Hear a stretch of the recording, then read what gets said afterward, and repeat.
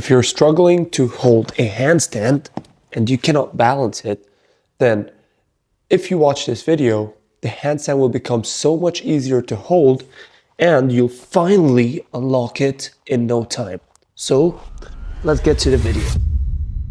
If you can't hold a handstand, then the problem comes down to two main things. First, you either don't have the strength, or second, you cannot balance the handstand. So first, I'll tell you how to fix the strength, and then I'll talk about the balance. I know that most people say that it does not require a lot of strength, and I do agree. However, it still requires a good amount of strength from your shoulders to hold your body upside down. So if you cannot, let's say, hold a plank like this, okay, and do shoulder taps, for instance, then you should spend so much more time training your basic strength. And now after you get comfortable with the planks, okay, and shoulder taps, you can start working towards the pike hold, which is something like this, because this imitates holding your body weight upside down vertically. Okay, and if you want to make it difficult, you can put your legs on an elevated surface like this to do the elevated pike hold, just like this. And I know you've probably seen these progressions everywhere, but here's the problem. It doesn't stop here. Because the next step is to build the strength to literally hold your body weight upside down. So this is when the wall handstands come in. So you place your hands, okay, and you should be able to walk on the wall up and down and up again at least 5 times. This means you have built significant strength to hold your body weight here for a good amount of seconds. And now once you're here, it's not just about holding it. It's about being able to completely stabilize your scapula. And you can also go for scapula push-ups while keeping your elbows straight. Because if you don't have the strength, your elbows will be bent and you would be struggling holding that position. Now, if you can walk up to the wall and do handstand shrugs with your scapula, then you are 100% ready to hold it. And this is when you face the second problem, which is balance. The first problem is that people struggle with the kick-ups. And you try to kick yourself up, you don't even have the strength yet to go upside down. But it's not really strength. It's just that you don't have enough power from your legs to kick up, and also a bit of fear of falling down. So first, let's start with your leg power, okay? If you're actually struggling to go like this, you must use more power from your legs. And the best way to do this is to just keep practicing this exercise, okay? Just go 1, 2, keep going until you start getting higher. Now, once you can go high enough, then you will have to use the wall to actually be able to kick up completely upside down. You can get a couple of pillows if you're scared of falling, okay? You can put them right here. Place your hands and keep trying until you touch the wall. This is the exercise you would probably want to stick with until you can literally do the handstand. Why? Because the goal, or your goal, should be to kick up but barely touch the wall with your foot.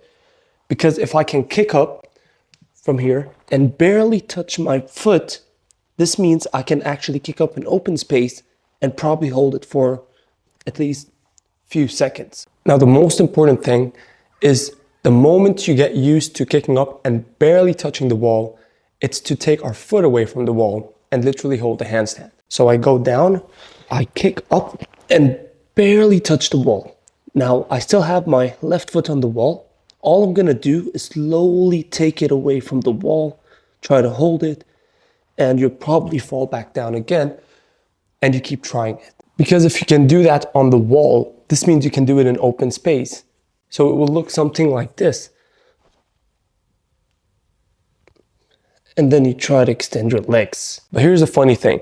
You would probably achieve this in no time, especially once you build strength. But what you're gonna struggle to do is kick up in open space, because there's gonna be just one thing left to face, and that is your fear of falling. There are 2 ways to get over this fear. First way is to learn how to bail out. So if we don't know how to fall from a handstand, of course you're gonna be scared because you might break your neck. But here's the thing, 99% of the time, your body or your brain is not stupid enough to let you hurt yourself. It will always help your body adjust itself so you don't get hurt. But anyway, how do we bail out? Well, first, you can start doing very light or low kick-ups. So we go very low, okay? Just very low. Keep your legs open up or straddled in a split, okay? And next thing you want to do is learn how to fall to the side. So if we go up here, you can just twist your body. It's kind of like doing a cartwheel, okay? Let me try to find more space. So you can start here, kick up and twist. And just a tip so it can help you mentally kick up is to use some pillows. So you grab a pillow, place it right where your head is, okay, and kick up. Because even if you fall, you're not gonna hurt yourself, okay? It's just your brain overthinking. So keep practicing, low kicks, bail out. Just twist to the side. So if I'm kicking up with my right leg, I'm gonna just fall to that side of my leg, which is the left. Okay, so my left leg is going up, I'll fall to the left side. But there's actually a second way to get over this fear. And it's gonna sound funny, but it's simply just using visualization. This is how I literally unlocked my first skill. I kept trying the bailouts and stuff, but it stopped me from literally kicking up properly and holding it there. Although I had the balance, because I can do it on the wall, take my legs and hold it for 10 seconds. So here's what I did. I went in open space. I went on grass because it was very like heavy grass. So the ground was soft. Okay, this helped me a little mentally. And all I did is I visualized that I'm doing it on the wall. I literally visualized it, okay? And it took a couple attempts. It doesn't happen instantly, but after a few attempts, I actually closed my eyes. I could literally visualize myself in my room doing it on the wall. And actually this gave me the confidence to kick up. And the moment I kicked up, I actually held it. Sure, I panicked a bit because my body is not used to it. And this is fine. This is what you need to understand about the handstand. Your body is not used to being upside down. So it panics and it's fine.